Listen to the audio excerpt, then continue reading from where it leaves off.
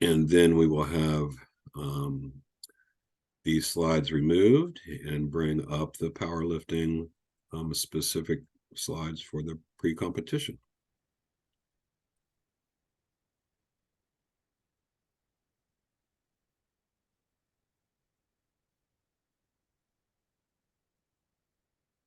Again, this is the information regarding the plunge coming up next year, February 1st through the 3rd.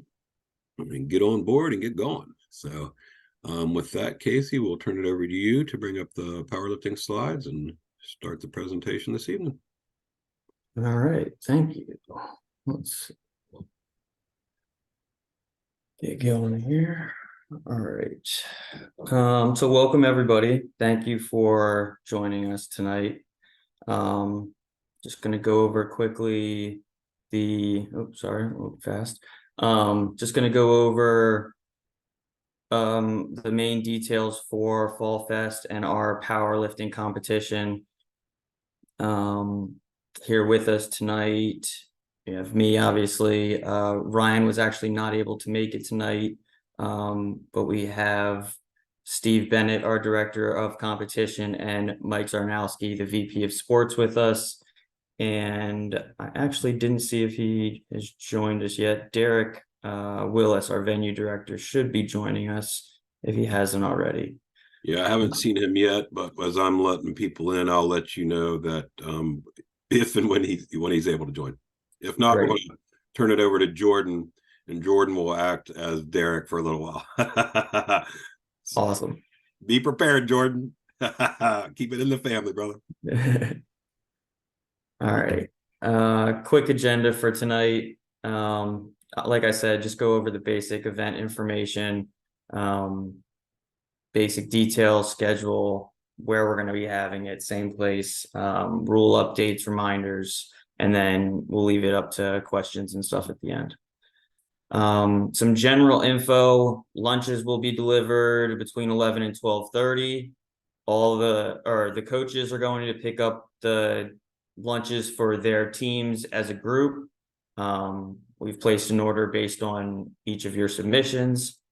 Families and spectators, a reminder for them that they are on their own for lunches and meals. There will not be concessions available at the Mount. Just a quick look at one quick clarification there. Sure. There is a possibility. We're working right now, not to be promoted or anything, but there is a slight possibility, working on some permits and some other things, that we may have some concessions down available near the outdoor fields. But again, that's just a to be determined aspect at this point. But okay, everyone does need to be prepared as far as families and spectators and supporters, non-registered delegation members, to be prepared that food may not be available on site for purchase. Right. Quick look at the numbers for our event. Just under 50 athletes are competing in each event and the combination. The quick look at the overall schedule with kind of our schedule built into it. The big thing on here is arrive by 8:15 at the latest. 8:45, we say no later than, but weigh-ins close at 9:00. So to be prepared, depending on where they're going to be lifting or when they're going to be lifting, please arrive, or please tell them to arrive early. We don't want anyone to miss their weigh-in and get scratched. That's just a tough way to not be competing. Representatives for the parade are going to report to the field house. We'll have the opening ceremony. We'll have a coaches meeting right after the opening ceremony. Derek will be hosting that. I will be divisioning for this competition and hopefully getting our first lifts out there. And then hopefully our competition will begin around 10:15. If everything goes smoothly, it should be right about then. And likewise, if everything runs smoothly, hopefully around 4 o'clock, we should be all done after awards and everything.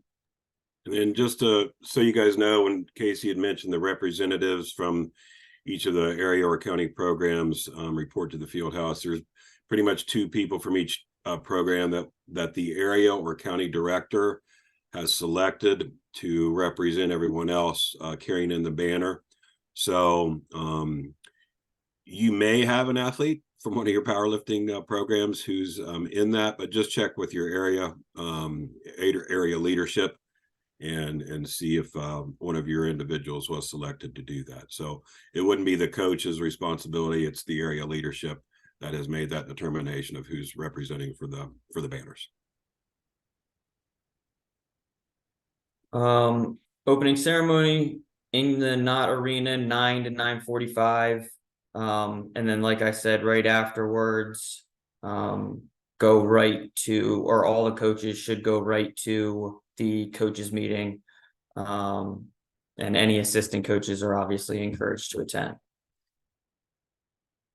Delegation registration, there's going to be a packet for each of the head coaches from the area programs. Head coaches are going to pick up that packet at the check-in on the first floor of the Knott Arena. And you will need to report any scratches from your delegation there at check-in. Hopefully you don't have any. But if you do, that is the ideal place to turn them in. Awards are also going to be taking place in the Knott Arena on the main level, near the back of the arena. They'll be conducted on a rolling basis. So as soon as they come in and the athletes are ready to go, we will have the award ceremony. Once the deadlift divisions are complete, athletes can return to the awards area for their awards in deadlift and double combo. This is the overall layout of campus and Fall Fest in general. You can see our powerlifting there in gray, right there at the Knott Arena. This is what the actual venue will look like within the Knott Arena. We'll have our stage up front. The middle of the floor will be for seating. The left side will be our warm-up and staging area. We'll have more spectators or spectator area on the right. And like I just said, we'll have the awards in the back. Weighing cards and first attempt. Submission of cards, we will need all the coaches. Well, they're going to receive the cards from the weigh-in. We received your starting lifts. Thank you to everybody who submitted those. And you will receive those cards for the weigh-in and then submit them directly to the management personnel with their first attempt to verify their weights. It's the responsibility of the coach to submit the cards for each athlete. And this is obviously to assist in eliminating delays and making sure we're accurate and having all the right weights on. And we don't want any mistakes there. Obviously, it can be dangerous.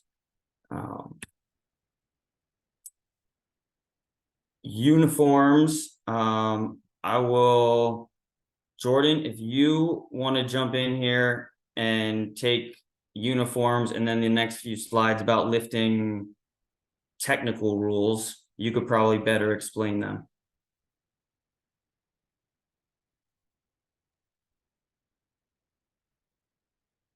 Sorry, Jordan, you were looking to unmute, and as I was asking you to unmute, looks like you unmuted, so you can try to unmute again, my friend. And sorry to put you on the spot. Are you comfortable with this, Jordan? I was saying that kind of as a fun. Derek, yeah, that's no problem. I did reach out to Derek. He's going to hopefully be joining us in a few seconds. That's okay, no problem. Can you guys hear me? Yeah, Jordan, we got you. Okay. All right. So for uniforms, obviously the singlet, the one piece, like wrestling style singlet, full side with a shirt underneath. So that's pretty, looks like nothing's changed from the previous years. Undershirt, shirt, make sure the shirt has sleeves.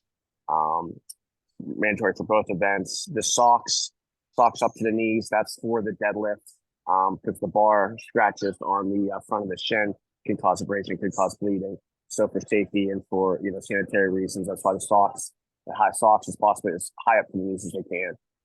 For the lifting belts, I know that there was a little bit of a change from previous. I know it can't have any padding, has to be the same size the whole way around, leather, vinyl, nylon, as like it says. But I know there's a little bit of a change, I think. But as long as it's consistent the whole way around with no padding for the belts. The wraps, I know very few athletes use the wraps, but maximum width of 8 centimeters and maximum length of 1 meter may be worn. Knee wraps, not exceeding 2 meters in length and 8 centimeters in the width may be used. And then, of course, there'll be chalk there for the athletes. For the bench press, everything is metric. I know that the judges table has a conversion chart for any new coaches or anything like that there. It's usually pretty easy right after that first lift, go right up to the second lift. And the conversions are usually there to give for the second lift and then the third lift after the next lift. It has to be in kilograms. I know it's set kilograms for conveniency for stacking the weight. I know for bench press, we do have the 15 kilogram bar. I know we have multiple athletes who take advantage of that. The smaller bar. For the bench press, for making sure you don't scratch, the head has to be in the down position against the bench and can't lift up. The trunk, that your butt area cannot lift as well. So the butt and the head area have to remain still on the bench. The back, you can arch the back on the bench. The feet, this is where you actually, over the years, since you see most of the scratches, that's one thing you got to work on your athletes. That's what we're working on now, is the feet have to be flat on the floor.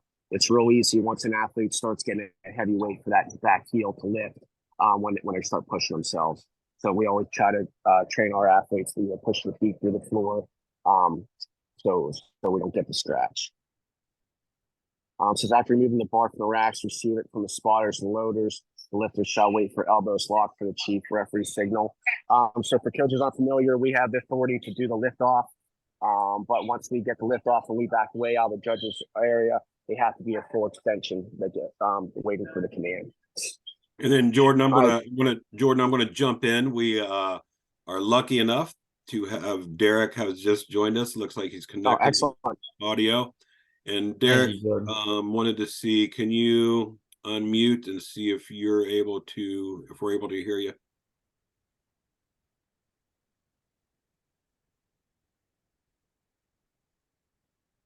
Okay, there we go. Yep, I hear you. So couldn't hear anything. If you're comfortable, we pretty much got through most of this slide, but any points of emphasis, or we can go on to the next slide and see if there's any questions that come in. 1 second, Steve. Yeah, I think Joel has a question. Okay. I did. I unmuted myself. Can you hear me? Yep, we got you. Okay. That 15 kilogram for the light bar, isn't that supposed to be 15 pounds? It is 15 kilograms. But we it's do a 30 have pound bar. Joe, we do have an exception in Special Olympics Maryland, where we do have the 15-pound bar that, again, is not part of the powerlifting rules, but for 1 or 2 individuals, we do have that available. Thank you very much. Yeah. With that being said, I think, to be honest with you, Joe, I don't 100% remember if we have that, but I know we've asked those programs who look to use the 15-pound bar that you bring one yourself, just to make sure we have that on site. Roger that. Good question. Thank you, Joel.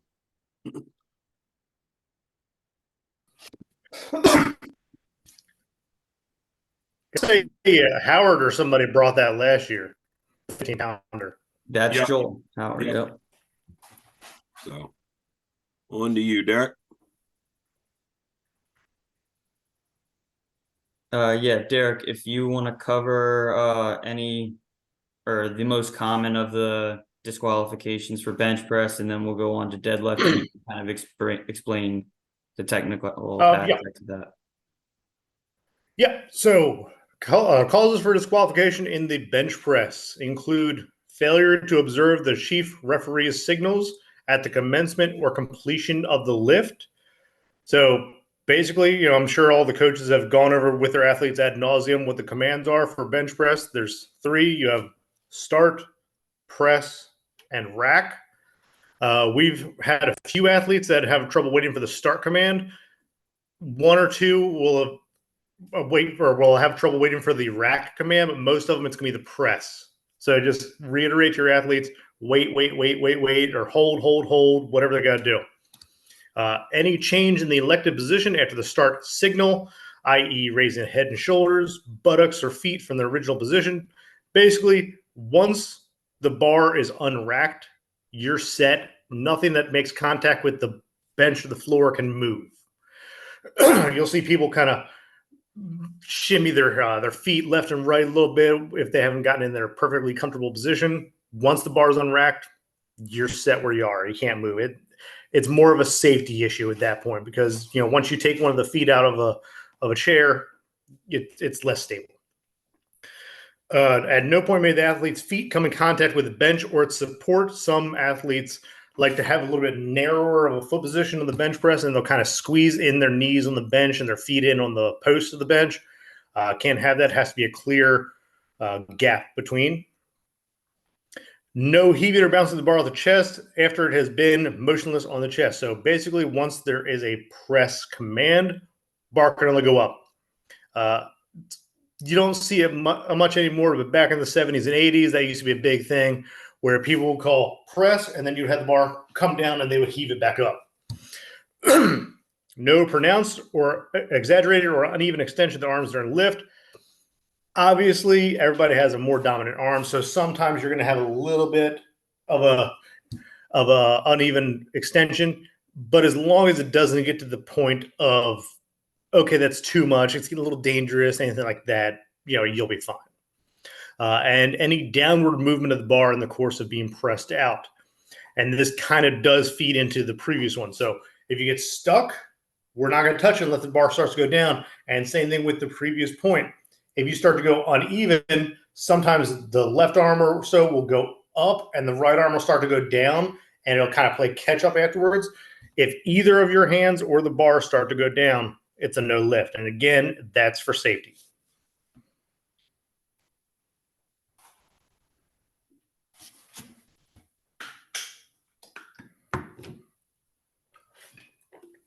All right.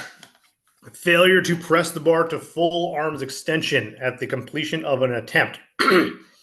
If your athlete has something going on with their elbow or shoulder and they can't fully extend, discuss that with the judges ahead of time. That's not something for them to find out during the lift. Other than that, you're going to get a no rep if you don't fully lock out those elbows. Excuse me. Contact with the bar of the lifter by the spotters loaders between the chief referee's signals. So if one of the spotters gets a little overzealous and touches the bar, or the coach gets a little scared and grabs the bar when the referee hasn't said to rack, that's a no lift. Deliberate contact between the bar and the bar rest uprights during the lift to make the lift easier. Don't really ever see this one, mainly because the uprights are far enough back that it doesn't really make it easier. Again, this is kind of an old school rule. Some people used to set up far enough back that the bar path would be here and then the racks would be here. So it used to be an issue. Failure to comply with any of the requirements contained in the general description of the lift. That's pretty self-explanatory. Start, press, rack, straight up, straight down, no assistance from anybody else.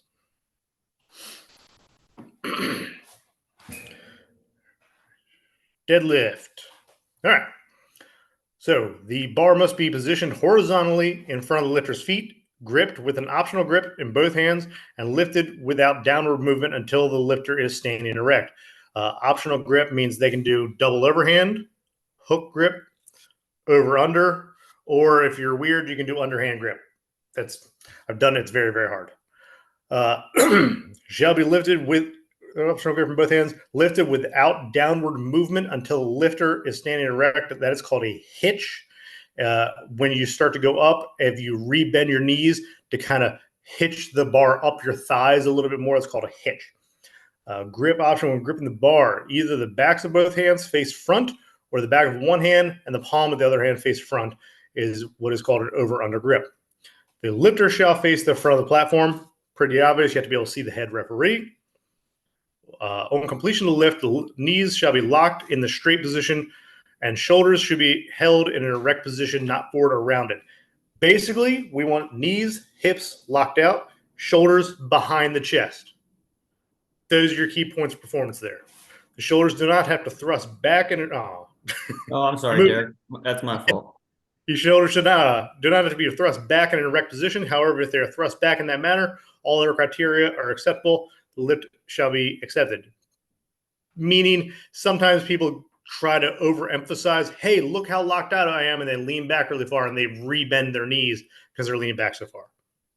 So don't get overzealous with it. Just chest behind the, or shoulders behind the chest, you're good. The chief referee's signal shall consist of a downward movement of the hand and an audible command down. You'll see down. The signal will not be given until the bar is held motionless and the lifter is in the completed position as determined by the chief referee. Motionless being not just locked out, but sometimes you'll have an athlete that's starting to twist a little bit because they have the one side stronger than the other. As long as they're in control of the weight and the weight is stationary, you're good. Any attempt to raise the bar or deliberate attempts to lift the bar shall count as an attempt. Some people have their little setup where they go up to the bar, they give it a few tugs first before they're ready to actually lift it. Those are pretty obvious most of the time that it's not an attempt to lift the bar. If you attempt to lift, okay, I wasn't ready yet. I didn't really set my hands right. Let me try again. No, you get the one attempt. You know, everybody's playing on the same rules here. Attempt to lift it once. If you want to jerk the bar a little bit, just kind of get yourself pumped up. That's fine. Causes for a disqualification in the deadlift. Any downward movement of the bar or either end of the bar during the lift. So same thing I said with the hitch or kind of during the bench press where you have the uneven extension. If you have the one hand that's a little bit weaker than the other, maybe your hand opens up a little bit and gives out and the bar starts to kind of slide one way or the other, you're starting to lose it. We're not going to let you fight that. Failure to stand erect with the shoulders in an erect position, obvious. Failure to lock the knees straight at the completion of the lift. Again, some people will concentrate too much on the shoulders and they'll be leaning back enough that their knees don't fully lock out. Supporting the bar on the thighs during the performance of the lift. So this is kind of like the hitch, only sometimes there's not a downward movement. You're just leaning back a little bit and letting the bar rest on your thighs. You will be able to see an indentation in your thighs when that happens. So it's pretty obvious when it does happen. Supporting the bar on the thighs may include also a secondary bending of the knees and dropping of the hips. That's the hitch that I was talking about before. You're just kind of heaving it up your thighs. Lowering the bar before receiving the referee's signal. Got to wait for that signal. If your grip is given out, just pray to the deadlift gods so you can hold on to it if you've already completed the lift. Allowing the bar to return to the platform without maintaining control with both hands. Platforms are expensive. We do not want to drop the bar and break them. They are not rated for ollie lifting or dropping. So we're going to control the bar down. Failure to comply with any of the requirements contained in the general description of the lift. Pretty self-explanatory. It's just follow everything we already went through.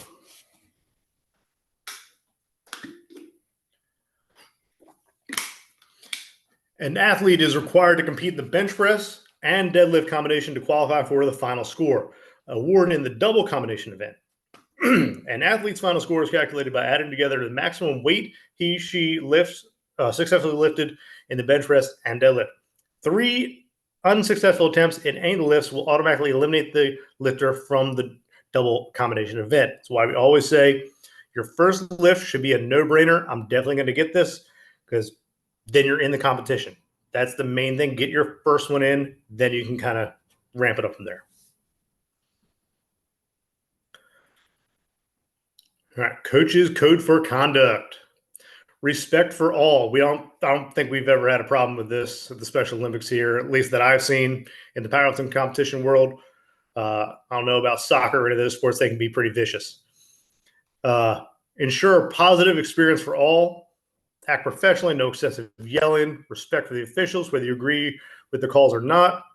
Again, if you get a bad lift, walk up to the official off to the side, be like, "Hey, what was it?" And he'll tell you a little quick example of why your lifter failed. No profanity, no alcohol, tobacco, vape, drug use during the events. Yeah, just keep the cussing to a minimum. I know it's hard. I'm a construction worker. It's kind of part of my vernacular. Health and safety of all athletes and unified partners.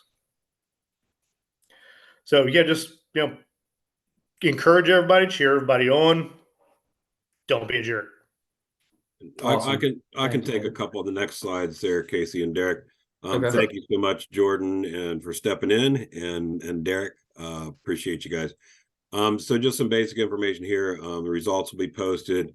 We'll let you know. Obviously, you'll see good lift, bad lifts, and then leading into the results for the awards and stuff. So once divisions are completed, they can report back to the back part of the arena for awards, but you'll see the results posted. And then the actual results will also be posted on our, well, not the actual results, you'll see the actual results on site as well as on our website on the coaches resource page within a day or two of the competition.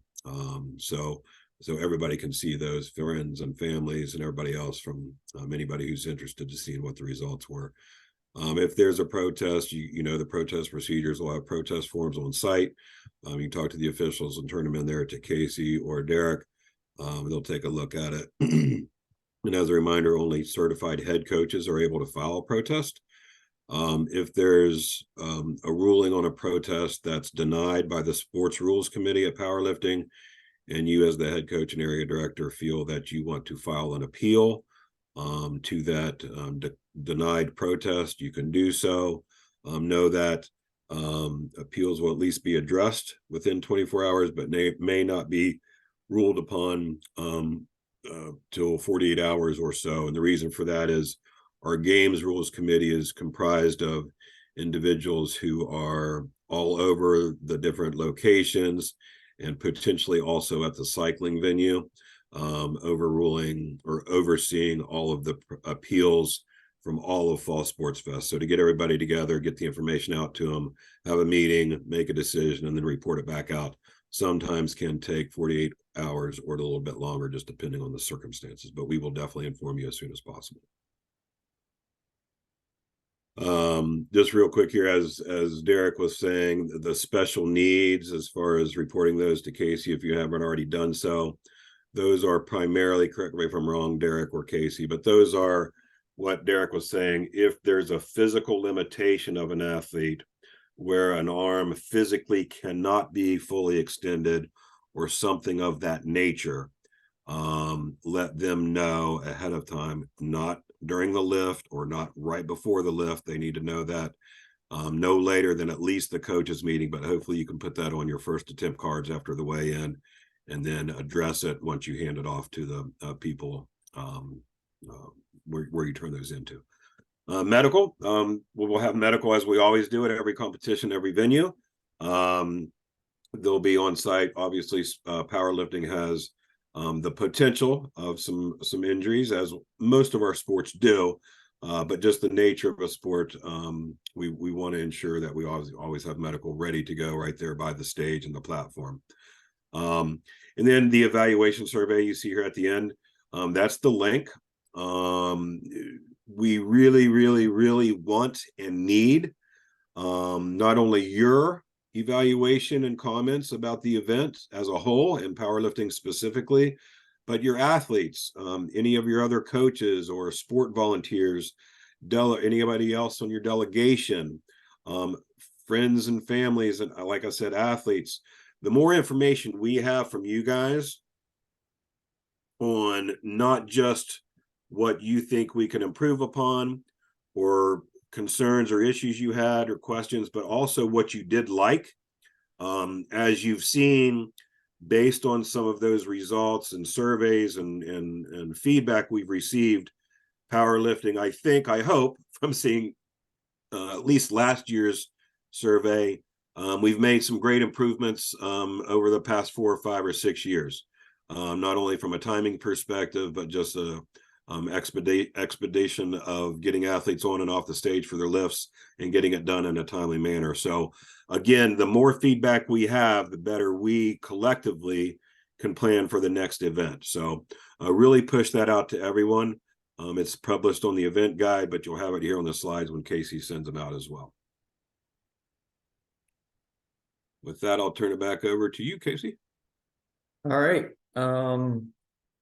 So obviously, if you guys have any questions, you can always reach out to me. There's the link to the coach's resource page.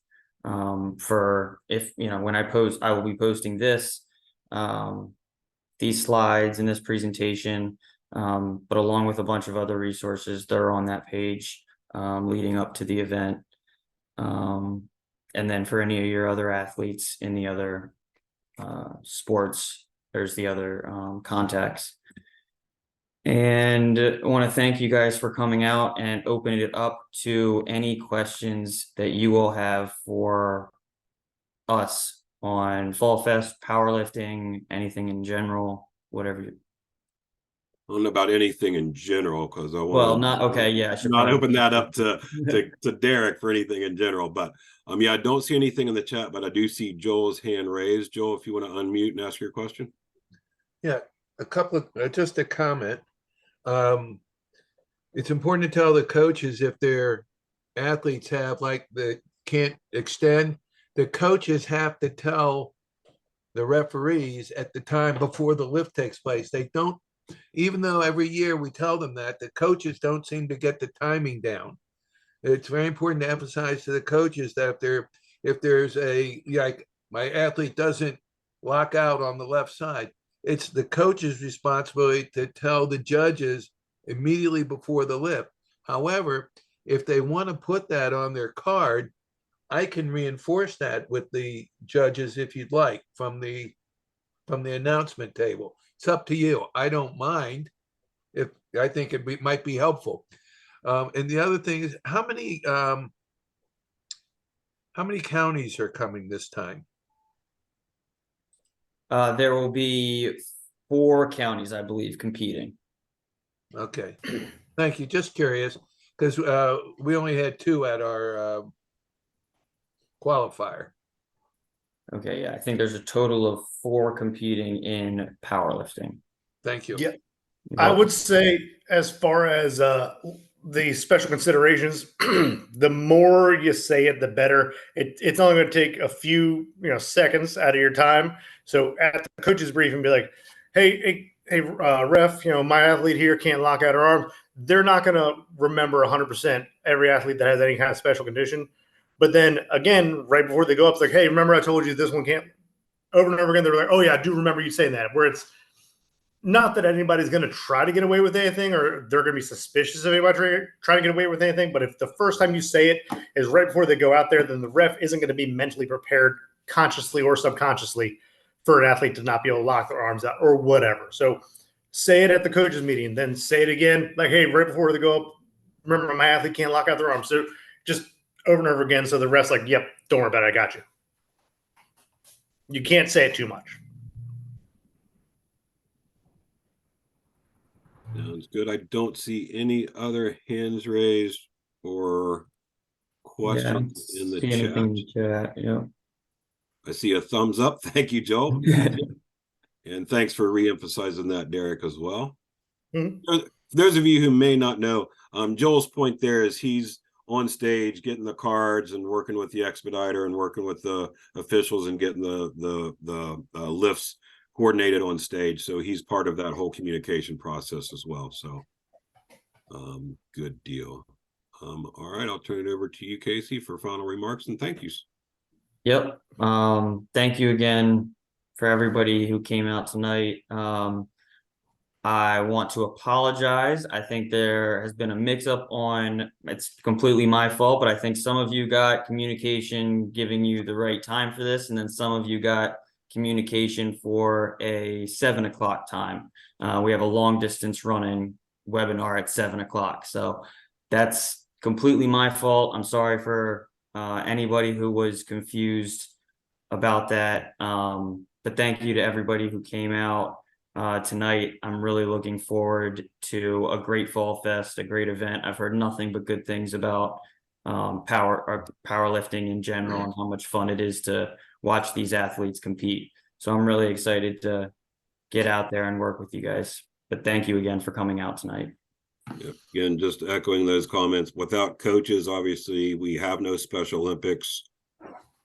The athletes aren't given the opportunity to perform and showcase their skills, but through your dedication and your commitment to the athletes, they are able to grow within the sport, showcase new skills, learn new techniques, continue to grow within the sport and through other sports. So again, big kudos to all of you coaches, as well as you coaches who wear multiple hats throughout the season, whether you're a family member of an athlete or a unified teammate, you're part of a management team, you're an assisting coach with other sports, etc. We just truly appreciate your dedication to the movement and to Special Olympics Maryland through your local programs and through Special Olympics Maryland. So with that being said, I also want to embarrass Casey, and on his 30th birthday, he is having to work and do 2 webinars tonight, have a late night with webinars. So thank you for sharing Casey's birthday with him this evening. But we look forward to seeing you guys at Fall Fest. Have a good night and appreciate everybody's hard work. Thank Bye-bye. you guys. Thank you. Happy birthday, Casey. Thanks, guys. Happy Appreciate it. birthday. Thank you. And Mike, if you're still with us, if you're